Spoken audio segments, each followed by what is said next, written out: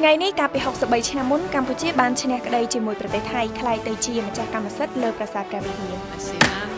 Adopted.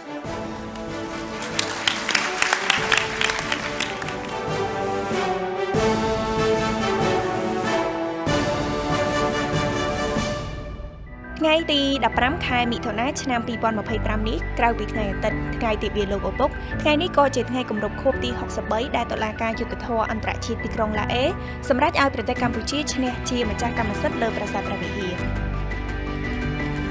ប្រវត្តិខ្លីៗនៃប្រាសាទព្រះវិហារយោងតាមឯកសារស្រាវជ្រាវរៀបរៀងរបស់លោកគៀវជីងការផ្សព្វផ្សាយរបស់សមាគមអ្នកអក្សរសិល្ប៍កម្ពុជាបានបង្ហាញថាប្រាសាទព្រះវិហារបានកសាងដោយព្រះមហាក្សត្រខ្មែរ8ព្រះអង្គរួមមានទី1ព្រះអង្គម្ចាស់ឥន្ទ្រាយុទ្ធបុត្រារបស់ព្រះបាទជ័យវរ្ម័នទី2ព្រះបាទយសោវរ្ម័នទី1ព្រះបាទរាជេន្ទ្រវរ្ម័នទី2ព្រះបាទសូរ្យវរ្ម័នទី1ព្រះបាទតេយ្យទិត្យវរ្ម័នទី1ព្រះបាទហសវរ្ម័នទី2ព្រះបាទជ័យវរ្ម័នទី6និងព្រះបាទសូរ្យវរ្ម័នទី2ហើយចំណាយពេលក្នុងការសាងសង់ប្រមាណជា250ឆ្នាំ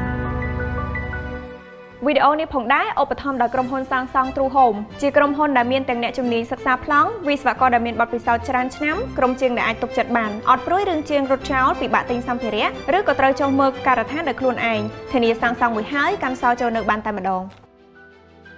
បើរំលឹកប្រវត្តិតាក់ទងទៅនឹងចំនួននៃប្រាសាទព្រះវិហារគឺចាប់ផ្ដើមផ្ទុះឡើងតាំងពីឆ្នាំ1954បន្ទាប់ពីកម្ពុជាទើបតែទទួលឯករាជ្យពីប្រទេសបារាំងដោយការនោះភាគីថៃបានបញ្ជូនកងទ័ពប្រដាប់អាវុធមកកាន់កាប់ប្រាសាទព្រះវិហារនៅថ្ងៃទី6ខែតុលាឆ្នាំ1959ព្រះបរមរតនកោដ្ឋព្រះករុណាព្រះបាទសម្ដេចព្រះនរោត្តមសីហនុបានសម្រេចព្រះតីដាក់ពាក្យបណ្ដឹងប្រឆាំងទៅថៃទៅកាន់តុលាការអន្តរជាតិទីក្រុងឡាអេដើម្បីស្នើសុំឲ្យតុលាការប្រគល់អធិបតេយ្យដែនដីលើប្រាសាទព្រះវិហារមកឲ្យកម្ពុជានិងទាមទារឲ្យថៃដកកងទ័ពកម្លាំងប្រដាប់អាវុធចេញពីប្រាសាទព្រះវិហារ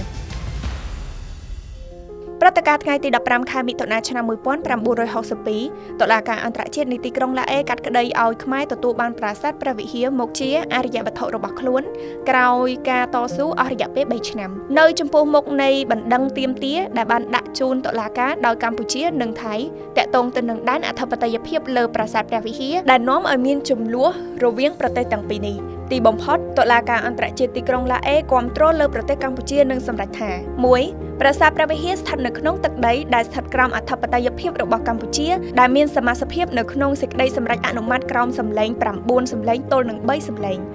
2ថៃត្រូវតែដកកងទ័ពប៉ូលីសឬក៏ឆ្មាំផ្សេងទៀតដែលឈរជើងនៅប្រាសាទព្រះវិហារនិងជុំវិញប្រាសាទក្នុងដែនដីរបស់កម្ពុជាដែលអនុម័តដោយ9ទល់នឹង3សម្លេងថៃត្រូវប្រគល់ត្រឡប់មកវិញឲ្យកម្ពុជានៅរាល់វត្ថុបុរាណដូចជារូបចម្លាក់សិលាចារឹកគ្រឿងចានឆ្នាំងធ្វើអំពីដីឥដ្ឋឡាក់ដែលថៃបានយកចេញពីប្រាសាទព្រះវិហារឬក៏តំបន់ប្រាសាទក្នុងកំឡុងពេលដែលថៃកាន់កាប់ប្រាសាទចាប់តាំងពីឆ្នាំ1954មកដែលអនុម័តដោយ7សម្លេងទល់នឹង5សម្លេង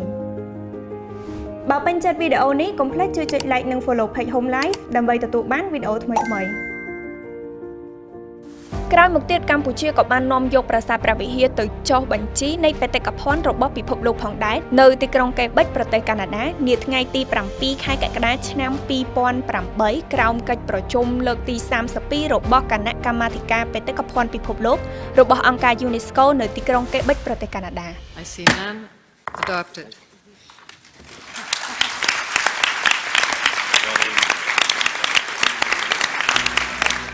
ជារួមមកយើងឃើញថាក្រោមការរួបរวมកសាងរបស់ដូនតាពីបុរាណរួមនឹងការព្យាយាមការពារពីកូនចៅជំនាន់ក្រោយប្រាសាទព្រះវិហារបានក្លាយទៅជាអរិយវត្ថុរបស់ខ្មែរនិងបានបញ្ចូលជាសម្បត្តិបេតិកភណ្ឌពិភពលោកបានបង្ហាញអំពីកេរដំណែលដ៏ថ្លៃថ្លានិងការរួបរวมរបស់ដូនតាជំនាន់មុនក៏ដូចជាកូនចៅជំនាន់ក្រោយទុកជាសម្បត្តិសម្រាប់កុលបុត្រកុលធីតាខ្មែរហេតុនេះក្នុងនាមជាកុលបុត្រកុលធីតាខ្មែរជំនាន់ក្រោយសូមឧទ្ទិសការគោរពស្រឡាញ់លើកកម្ពស់ថែរក្សាស្ថាបត្យកម្មដ៏អស្ចារ្យមួយនេះ